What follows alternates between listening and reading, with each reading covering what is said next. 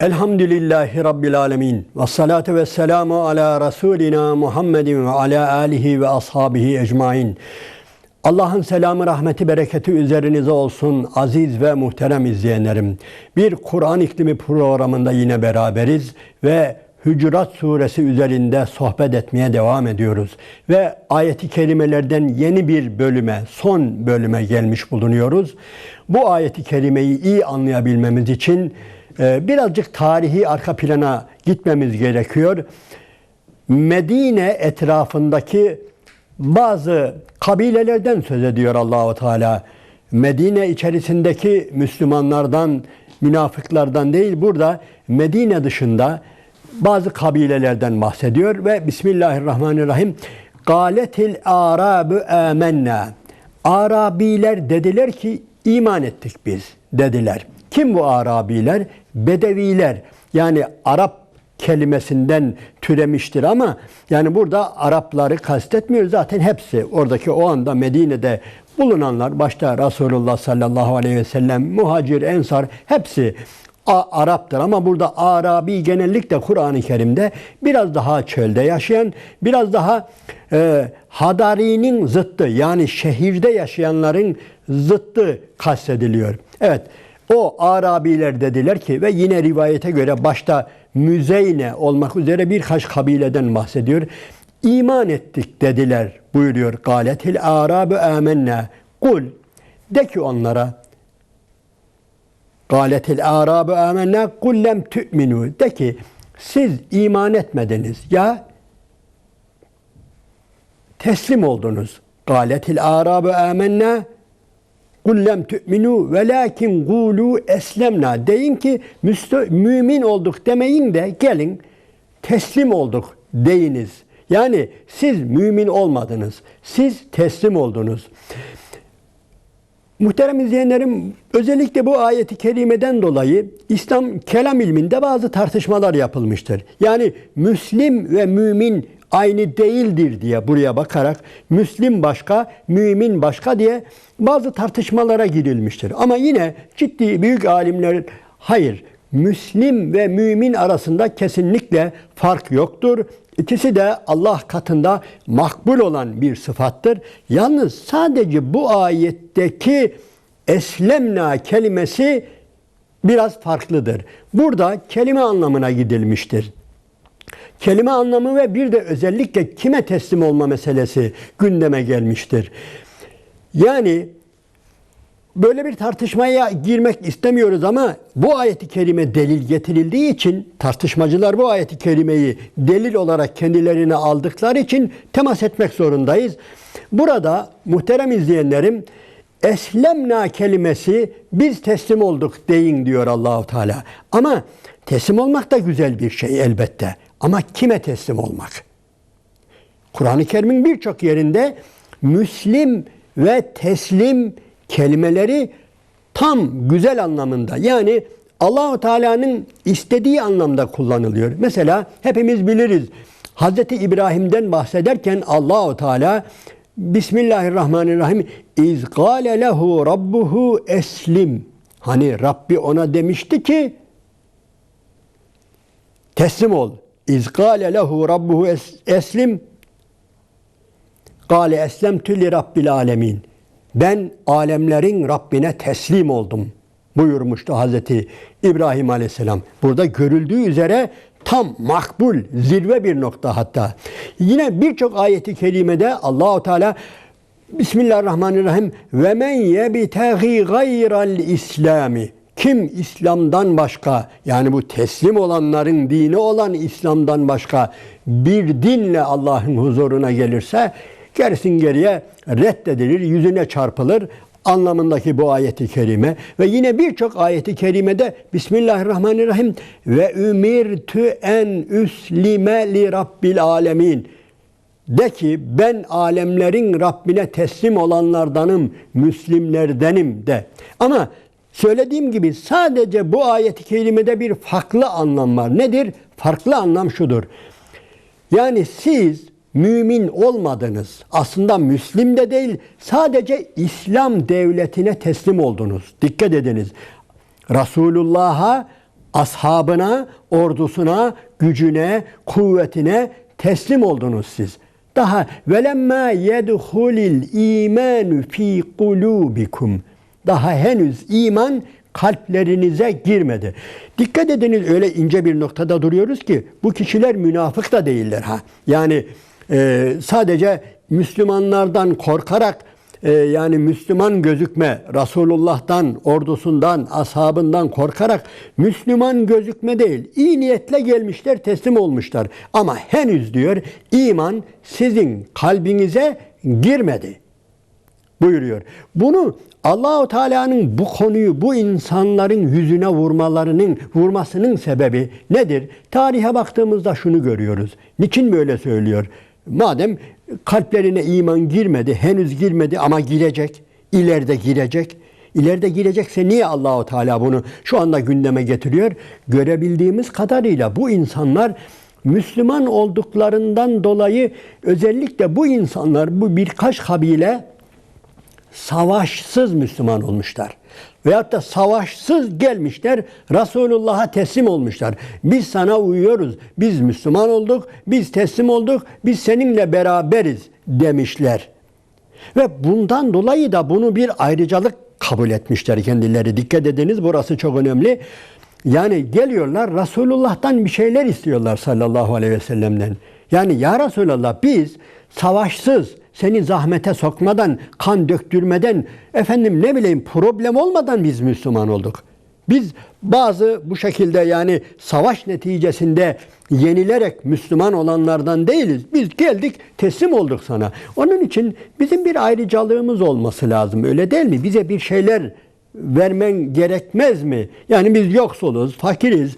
Yani bize ganimetlerden, şuradan buradan, yani Beytülmal'den bize ikramda bulun, izzette bulun. Biz ayrıcalıklı bir toplumuz. Yani biz seni zahmete sokmadık. Müslümanlara yani kan dökmesine, savaşa falan hiç fırsat vermeden geldik, teslim olduk diye tabiri caizse Peygamber Efendimizin başına kalkıyorlar. Yani minnet duygusuna sürüklüyorlar, zorluyorlar. Yani Efendimiz bunlara minnet duyacak. Onun için Allahu Teala bundan dolayı ve yine bizim bilmediğimiz bazı sebeplerden dolayı bunları uyarıyor. Henüz siz iman etmediniz.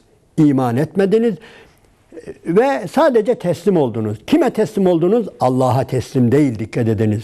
Müslim demek canı gönülden Allah'a teslim olan. Siz İslam devletine, Resul'e ve ashabına ve ordusuna teslim oldunuz. Henüz kalbinize iman girmedi. Onun için bunu bu anlamda gelip yani benim peygamberimin başına kalkmayın. Bundan dolayı da yani bir şeyler yani istemeye çalışmayın buyuruyor Allahu Teala. Evet. Söylediğim gibi kelam ilminde bu ayetten dolayı bir tartışma vardır. Bu da çok uzatmıyoruz biz.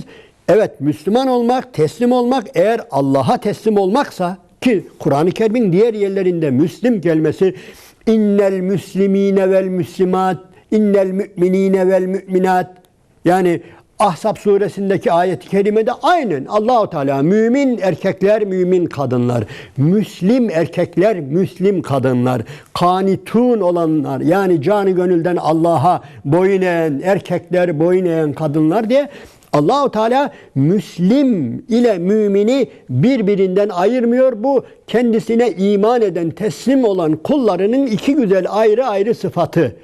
Evet, bundan dolayı bir şeye yani buradan bir münakaşa başlatarak efendim Müslim ayrı, mümin ayrı demeye gerek yok. Ama söylediğimiz gibi bu ayeti kerimede ayrı. Neden? Bu ayeti kerimede teslim olanlar Allah'a teslim olanlar değil. Özellikle söylediğimiz gibi peygambere ve onun ordusuna ve onun devletine teslim olanlardır.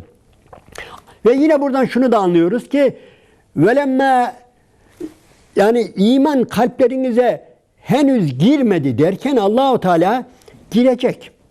Yani onun dizinin dibinde, o Resulün dizinin dibinde onun tornasından geçtikçe yani iman da kalbinize girecek, Müslümanlığınız da güzelleşecek. Böyle bir kapıyı da açık bırakıyor. Peki söylemesinin, bunu dile getirmesinin sebeplerinden birisi de muhterem izleyenlerim, belki sahabeye dil uzatma değil de yani bazı insanlar var, geliyorlar, Müslüman oluyorlar, teslim oluyorlar ama gidiyorlar. Yani düşünün hele, biz yerlere göklere sığdıramıyoruz Efendimiz'i. İki cihan serveri diyoruz. Yani ve mâ erselnâke illâ rahmeten lil âlemin diyoruz. Yani onu bir defacık dünya gözüyle görmek için yani ne şiirler yazılmış. Yani şu kütüphanelere bir bakınız. Yani kütüphanelerin hepsi yani Peygamber aleyhissalatü vesselama şiir yazmayan bir tek şaire rastlamazsınız. Peki bazı insanlara ne oluyor da asr-ı saadette çölde yaşayan, özellikle Arabi denilen "Gâletil ârâbü âmennâ", evet, bu ayeti kerimedeki Arabilerden bazıları geliyorlar, Müslüman oluyorlar ve gidiyorlar. Gidiyorlar. Çöle gidiyorlar tekrar. Ve bir daha o Resul'ün yanına uğramıyorlar veya çok çok az uğruyor. Kimi anasını babasını feda ediyor onun uğruna, kimisi de yani bu anlamda kadri kıymetini bilmiyor. Yani bu anlamda bir uyarı da var. Gâletil ârâbü diye Arabileri anlatırken Allahu Teala buna da bir vurgu yapıyor. Evet. Ve in tudiullaha ve rasulehu. Yani buyuruyor ki eğer siz canı gönülden ona itaat ederseniz, gelir onun yanında yaşar, onun dizinin dibinde, onun edebinden, terbiyesinden nasiplenirseniz, onun ahlakından nasiplenirseniz, onun şeriatından, onun dinini yaşayarak nasiplenirseniz korkmayın. Allah hiçbir şeyinizi eksiltmez sizin. Allah hiçbir amelinizi, sadakanızı, şununuzu, hiçbir şeyinizi zayi etmez. Korkmayın. Korkmayın buyuruyor Allahu Teala. Niye uzak duruyorsunuz? Niye böyle bir mesafe var aranızda diye Arabileri bu anlamda uyarıyor. Aksi takdirde yani eğer böyle yapmasanız yani bu iş kötü anlamı da vardır burada. Bu bir uyarıdır. İnnallaha, evet, gafurur rahim. Allah gafurdur, rahimdir. Güzel bağlıyor. Yani uyarıya rağmen Allahu Teala yani rahimliğini, gafurluğunu onlara bildiriyor. Yani sizin bu davranışınıza rağmen eğer adım atarsanız, o benim Resulümün ashabının içerisine girerseniz, dini yaşarsanız, ona itaat ederseniz hiç sizden bir şey zayi olmaz. Korkmayın. Size bir zarar gelmez. Malınıza, mülkünüze, amelinize, hiçbir şeyinize zarar gelmez. Allahu Teala hiçbir şeyi zayi etmez buyuruyor. Evet. Ve daha sonra muhterem izleyenlerim, burası çok önemlidir. Allahu Teala'nın yani sünnetindendir, adetindendir. Şimdi tam Müslüman kimdir? O Arabilere onu tarif ediyor. Bismillahirrahmanirrahim. İnnemel müminun. Müminler kimdir biliyor musunuz? Gerçek müminler kimlerdir? Onu hatırlatıyor. İnnemel müminûnellezîne âmenû billahi ve rasûlihi. Allah'a ve Resulüne iman edenlerdir. Gerçek müminler innemel müminun. Müminler ancak şu kimselerdir ki nedir? Âmenû billahi ve rasûlihi. Allah'a ve Resulüne iman ederler. Başka? Sümmelem yertabu. Sonra kesinlikle şek ve şüpheye düşmezler. Tereddüde düşmezler. Şüpheye düşmezler. Tereddüde düşmezler. Demek ki onlarda yani böyle bir hafiften bir bit yeniği var demek ki Allahu Teala onu hatırlatıyor. Yani biz geldik bu Resul'e teslim olduk. Yani artık bunun söylediğini yapacağız ama biz artımız ne olur, eksimiz ne olur, kazancımız ne olur? Yani bir tüccar gözüyle bakıyorlar demek ki. Onun için Allahu Teala sümmelem yertabu. Tereddüt etmeyeceksiniz.